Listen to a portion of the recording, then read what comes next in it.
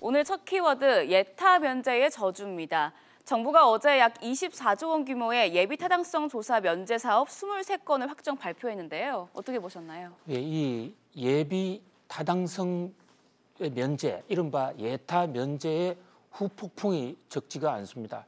어저께 홍남기 부총리를 주제로 국무회의를 해서 모두 24조 1천억 원 분량에 대해서는 대형 국책 사업이지만 예비 타당성을 받지 않아도 바로 사업을 하겠다. 이것이 바로 예타 면제인데요. 여기에 대해서 여러 가지 지금 이 후폭풍이 제기가 되고 있습니다. 물론 일각에서는 지금 우리 동네, 우리 고장이 더 발전하게 되었다 해서 환호하는 그런 희비쌍곡선, 희비가 엇갈리기도 합니다. 가장 환영하고 가장 반기는 곳은 역시 경상남도일 것으로 보입니다. 경상남도에서는 이 내륙 종단을 하는 이른바 김천에서 거제 또 김천에서 창원을 잇는 내륙 고속철도 KTX를 추진해 왔거든요. 이 금액이 무려 4조 7천억이에요. 전체 예타 면제 금액 24조 1천억 중에서 약 5분의 1 정도를 차지하는 거대한 금액입니다.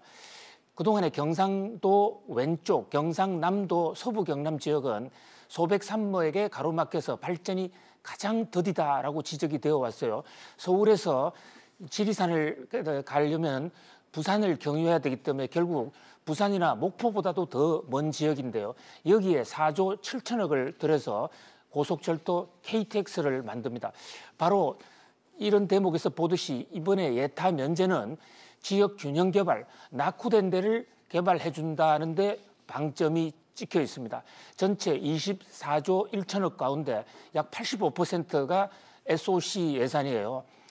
바로 이런 점에서 일각에서는 토건 정책을 하지 않겠다. 그리고 이명박 정부를 해서 토건 공화국이라고 강력하게 비판해왔던 문재인 정부가 스스로 말을 뒤집은 것이다. 이렇게 지금 강도 높게 비판하는 그런 세력들도 적지 않습니다. 실제로 문재인 대통령이 지금 집권한 지 2년이 채 안 됐는데요. 그동안 예비 타당성 면제한 규모가 어저께 24조를 포함해서 무려 60조 원에 거의 육박합니다. 이명박 정부 5년 동안 예비 타당성 면제했던 규모에 거의 지금 육박하는 것이거든요.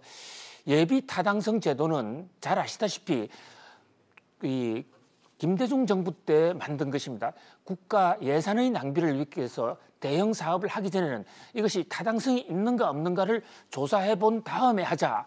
이렇게 만들어진 것이고 그동안에 국민적 지지를 많이 받아왔던 것이에요. 그런데 이명박 대통령이 4대강 사업을 하면서 사실상 본격적으로 무너뜨렸죠. 그런 관점에서 볼 때 특히 민주당과 현재 집권 여당은 이 이명박 대통령의 예타 면제에 대해서 질타를 많이 해오지 않았습니까?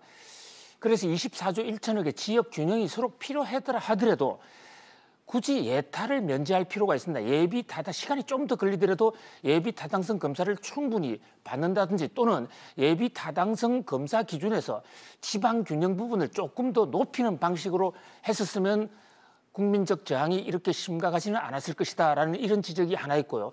또 하나 예비 타당성 면제, 예타와 관련해서 지적이 되는 것은 어떤 지역은 되고 어떤 지역은 왜 안 되느냐. 경상남도는 되고 경상남도의 최대 지금 혜택이 갔죠. 또 이 새만금 같은 경우에 그동안에 문제가 됐던 공항 건설은 해주기로 하면서 경상북도 같은 데서는 지금 대대적으로 삭감이 됐거든요. 대상에서 빠졌단 말이죠. 특히 수도권 지역에서도 지금 볼멘 소리가 나오고 있습니다. 같은 민주당 의원이지만 백혜련 의원 같은 분은 수원을 왜 뺐느냐. 수원 신분당선 확장을 하기로 했는데 여기를 뺐다고 해서 어떻게 항의 방문을 하기도 했지 않습니까? 또 하나 지금 국민들이 지금 주민들이 들끓고 있는 곳은 바로 인천과 남양주 쪽입니다. 인천과 남양주를 잇는 광역철도 GTX B 노선이 당초 예상을 뒤엎고 예타 면제 대상에서 빠졌거든요. 이와 관련해서 예타 면제한 것에 대한 후폭풍이 일어나고 여기 혹시 저주가 생길지도 모른다라는 이런 지적이 나오고 있고요. 또 하나는 서로 이번에 예타 면제를 받아서 혜택을 입어서 지역 개발이 된다 하더라도 과연 장기적으로 사업성이 있겠느냐 하는 그런 의혹도 있어요.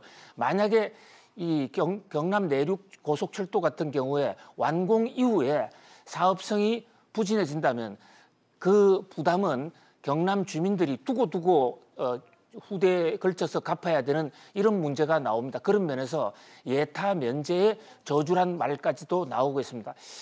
이제 뭐 어차피 예타 면제를 둘러싸고 찬성이 있고 반대가 있든 어쨌든 정부 방침은 굳어졌습니다. 24조 1천억 이 금액은 앞으로 사업을 추진해가면 금액이 훨씬 더 커질 것으로 보이는데요.